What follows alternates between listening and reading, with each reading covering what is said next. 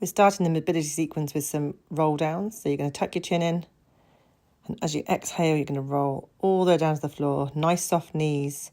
You'll feel a little stretch in the hamstring. Just go to as low as is comfortable for you. And then when you roll back up, you're going to make sure you stack each vertebra one at a time, nice and slowly. And you're going to keep repeating that movement for 3 to 5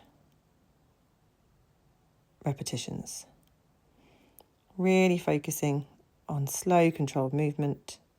So you're going to tuck the chin in, roll down towards the floor, knees soft, arms just hanging.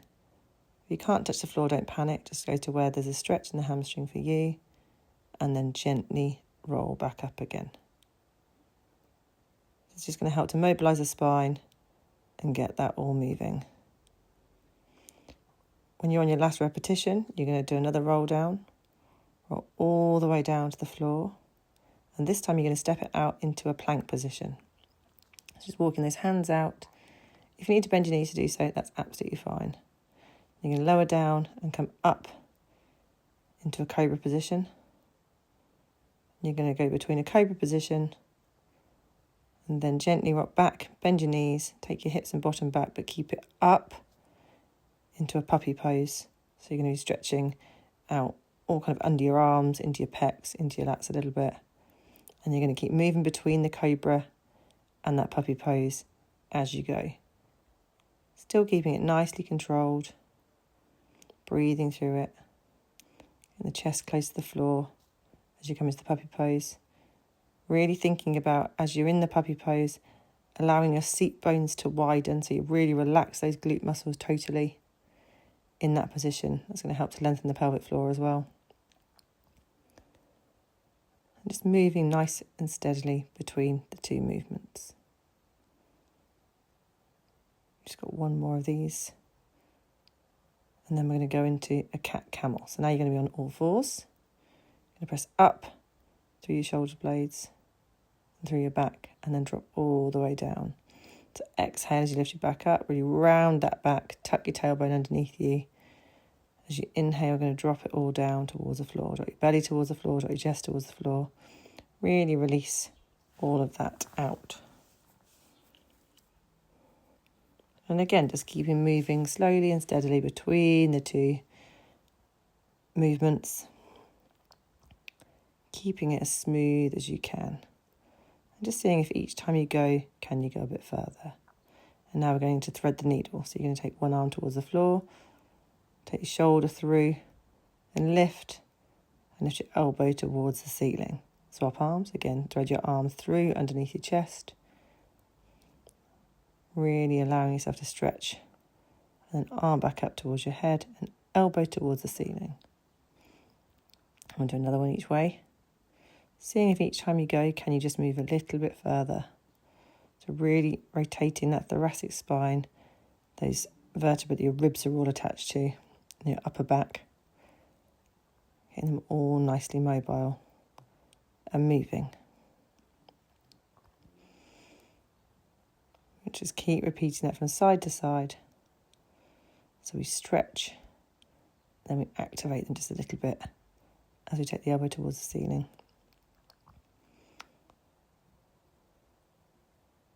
And again, seeing if you can go a little bit further each time you go. And now we're going to go into a scapular push-up. So you're going to push up with your shoulder blades. Your elbows are going to stay nice and straight in this movement. Up, so your shoulder blades all rotate outwards. You create space between your shoulder blades, and then it's just your chest that drops down between your arms, not your whole body. So you push the floor away from you, and you let the chest just drop down and the shoulder blades squeeze and pinch together. Again, we're going to stay nice and smooth through these movements.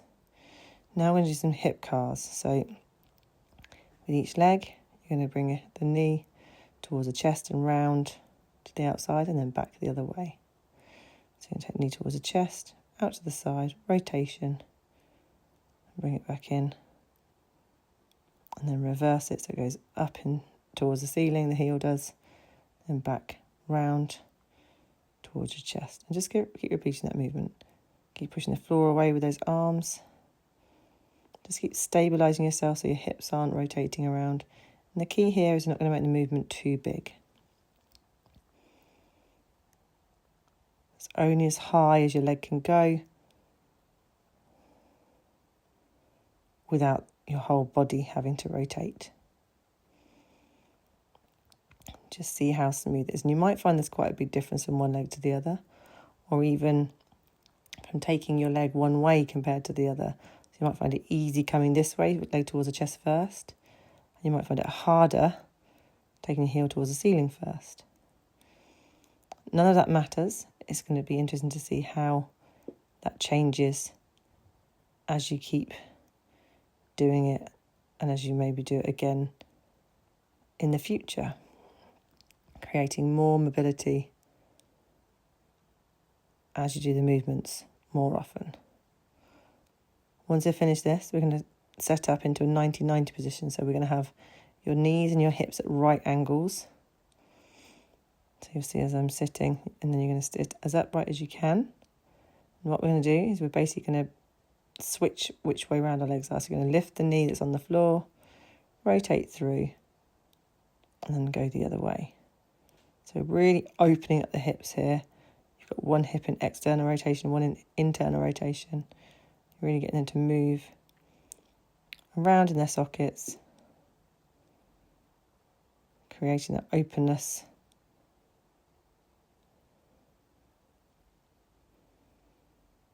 And again, just seeing how smooth you can be through those movements. Keeping breathing throughout, nice deep breaths. Nice and slow and controlled. Seeing how smooth you can make the movement. It's not all clunky. And of each exercise, we're doing around about 5 reps. You can do fewer if you don't have as much time, or if there's something that feels particularly good, you can add a few more reps in. It's all absolutely fine. You'll find that some of these exercises will feel harder than others, and some of them might really give you more relief than others do. The key is to just keep steadily moving through. Okay, now we're going to set up into a deep squat position.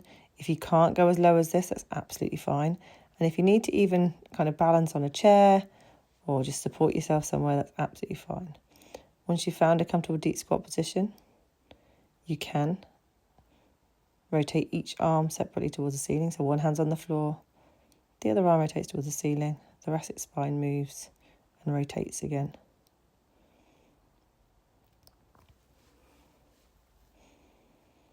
If the deep squat feels enough, you're going to stay in the deep squat. You can even use your elbows, just push your knees back a little bit, create a bit more room. And you can just wiggle in that deep squat. If you want to take it a step further, you can drop each knee separately towards the floor. So again, you're creating that movement through the hip, creating some strength within that movement too.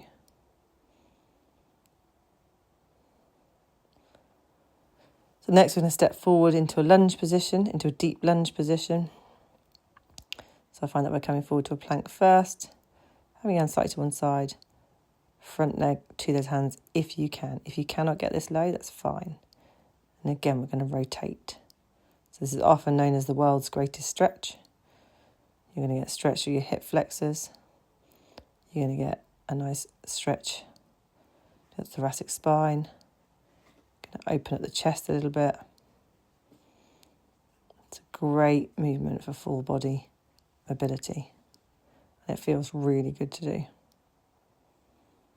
then once I've done 5 reps, I just sink down, have a little wiggle around, have a little stretch. The knee stays off, my back knee is off the floor. If you're struggling with that, stay a little higher or pop the back knee down. Next we're going to swap legs. So again, if you can't do it straight through the plank and into it, that's fine. Just go through between those two positions, however is comfortable and easy for you. And we're back to the rotations. So lifting the arm towards the ceiling, then the elbow towards the floor. It's the arm closest, well, the arm the same side as the leg that is forward. That's the way we're going to rotate. Once you've done 5 of those, you're just going to drop down into that deep lunge. Have a wiggle, really open those hips up. Really feel the stretch before you come back up.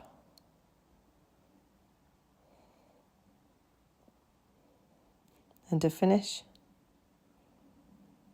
we're going to go into a child's pose.